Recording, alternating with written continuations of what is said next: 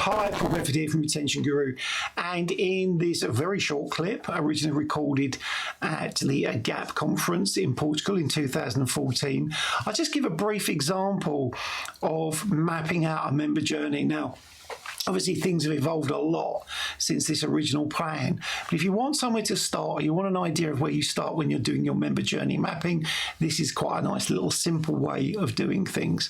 If you've got any questions or comments, please put them in the box down below. If not, enjoy the clip, and I look forward to speaking to you again soon. Take care. Bye. So we have to map out in this way. Now, here's an overview of one of my clients at the moment. It works for them, it could work for you, I don't know, you can copy it if you want. But we talk about it as being the member journey.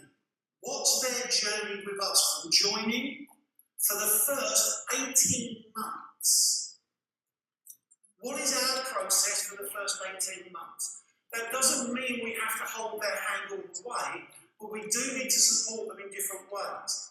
Now, I'm going to suggest to you there are 3 types of member. There is the member who has never exercised, the new member. There is the member who is savvy, the experienced exerciser.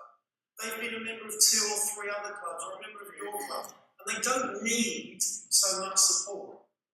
But in the middle, and in here they've called it quitter, I now refer to it as the yo-yo exerciser.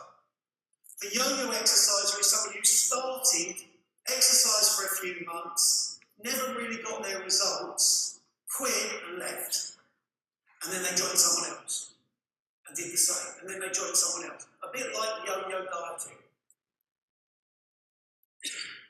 You have to think about treating these people differently, because if you give the experience of if you take a savvy exerciser and you give them a new person experience, they're bored all the way through it, they're unhappy, they feel as if it's a barrier to them starting exercise.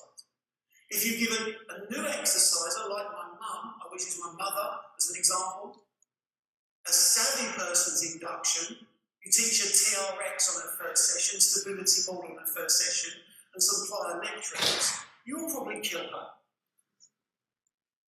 But it's not what she needs at that time.